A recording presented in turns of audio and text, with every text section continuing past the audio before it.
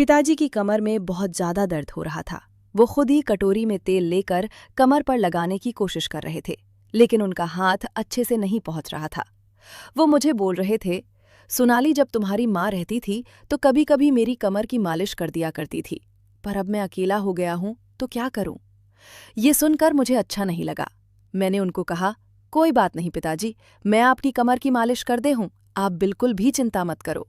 भले ही मैं आपकी सौतेली बेटी हूं, जब आप मेरे लिए इतना कुछ कर रहे हो तो क्या मैं आपके लिए कुछ भी नहीं कर सकती। मैं उनके हाथ से कटोरी लेकर उनकी कमर में तेल लगाने लगी।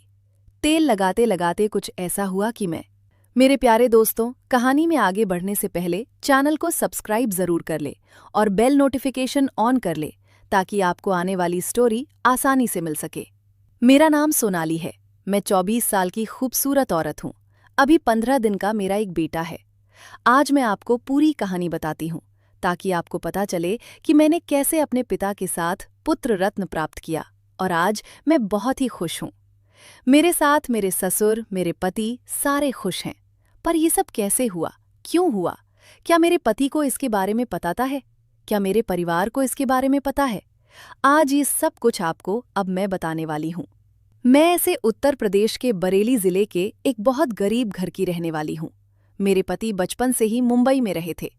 उनके हमारे गांव में रिश्तेदार थे, इस वजह से वो आया जाया करते थे। मेरे घर के सामने ही उनके रिश्तेदारों का घर है, इस वजह से नैन मटक का हमेशा हम दोनों के बीच में चलते रहता था। इस वजह से मैं उनके चक्कर में आ गई। मुझे लगा कि अब मैं भी मुंबई चली जाऊंगी और वहीं पर ऐश करूंगी, मजे करूंगी। इसलिए मैंने उनके साथ प्रेम विवाह कर लिया और मुंबई आ गई। पर जब मैं मुंबई आई तो मैं हैरान हो गई।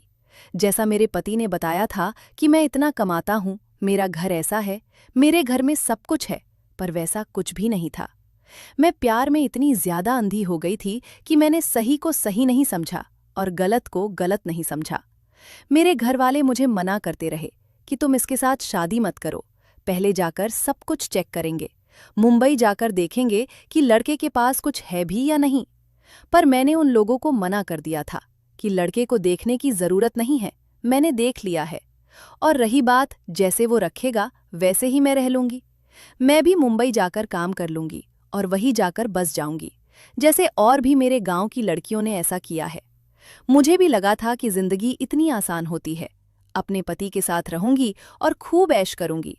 पर दोस्तों, ये सब सपने की बात होती है, हकीकत में ये सब बातें नहीं होती। खैर, जाने दीजिए, वो बहुत पुरानी बात हो गई है। अब मैं उसके साथ शादी करके फंस गई हूं तो क्या कर सकती हूं। शादी के कुछ वक्त बाद ही मैं जान गई थी कि मेरा पति मुझे अच्छी जिंदगी नहीं दे सकता। हमारी शादी को 2 साल बीत चुके थे। मुझे अभी तक कोई बच्चा नहीं हुआ था। मेरे पास इलाज कराने के भी पैसे नहीं थे। बड़ी मुश्किल से मैं खाना खा पाती थी, क्योंकि मेरा पति उतना ज्यादा पैसा नहीं कमाता था। मैं अपना दुख किसको बताती। मेरी शादी के 2 महीने बाद मेरी माँ की भी मौत हो चुकी थी, जब मैं 10 साल की थी। उस वक्त मेरी माँ ने दूसरी शादी कर ली थी। मेरे पिताजी मेरी माँ से बहुत कम उम्र के थे। उनकी और मेरी उम्र में कोई ज्यादा अंतर नहीं था। वो मुझे बहुत ज्यादा प्यार करते थे। बच्चा ना होने की वजह से जब मैं इलाज करवाकर थक गई तो मैंने अपने पिताजी को फोन किया और अपने बारे में सब कुछ बताया। मेरे पति ने भी उनके साथ बात की और सब कुछ बताए कि ऐसा ऐसा बात है, बच्चा नहीं हो रहा है। मेरे पिताजी ने एक डॉक्टर से बात किया और वो डॉक्टर ने हमें बुलाया। मैं अपने पति के साथ बरेली आ गई और डॉक्टर को दिखाई। डॉक्टर ने कुछ टेस्ट करने को कहा। मेरा चेकअप हुआ और मेरे पति का भी चेकअप हुआ। फिर पिताजी मेरे पति को बोले कि तुम सोनाली को यहीं पर छोड़ दो। डॉक्टर जो कहती है वो सब एक बार समझ लो, उसके बाद ले जाना गांव। दूसरे दिन मेरे पति मुझे पिताजी के पास छोड़कर मुंबई चले गए, क्योंकि मेरे पति की अभी नई नई जॉब लगी थी। वो ज्यादा छुट्टियां नहीं कर सकते थे। हमारे घर वालों को भी ये आइडिया अच्छा लगा। मैं अपने पिताजी के यहाँ रुक गई और मेरे पति वापस मुंबई चले गए। जब से मेरी माँ की मौत हो चुकी है, तभी से पिताजी घर में अकेले ही रहते हैं। जब डॉक्टर का रिपोर्ट आया तो पता चला कि मेरे पति में ही खराबी है। मेरा पति कभी भी बाप नहीं बन सकता, उसके अंदर कुछ कमी है। ये बात पता चलते ही मेरे पिताजी बड़े ही रोमांटिक किस्म के इंसान हैं। फिर एक दिन की बात है पिताजी की कमर में बहुत ज्यादा दर्द हो रहा था। वो खुद ही कटोरी में तेल डालकर बोले कि आज मैं अपने से ही तेल लगा लेता हूँ। तुम्हारी माँ रहती थी तो कभी कभी मेरी कमर की मालिश कर देती थी, पर अब अकेला हो गया हूँ तो क्या करूँ। ये सुनकर मुझे अच्छा नहीं लगा। मैंने उनको कहा कि कोई बात नहीं पिताजी, मैं आपकी कमर की मालिश कर देती हूँ, आप बिल्कुल भी चिंता मत करो। भले ही मैं आपकी सौतेली बेटी हूँ, जब आप मेरे लिए इतना कुछ कर रहे हो तो क्या मैं आपके लिए कुछ भी नहीं कर सकती। मैं उनके हाथ से कटोरी लेकर उनकी कमर में तेल लगाने लगी। तेल लगाते लगाते कुछ ऐसा हुआ कि मैं उनकी आंख से आंख नहीं मिला पा रही थी, क्योंकि मुझसे वो गलती हो गई थी जो नहीं होनी चाहिए थी। अचानक से पिताजी बोले थे कि सोनाली, मैं एक बात तुमको बताऊं। तुम्हें पता है तुम्हारे पति में खराबी है। मुझे पता है तुम्हारे पति में खराबी है, पर दुनिया को नहीं पता, और ना ही तुम्हारे पति को ये बात मालूम है।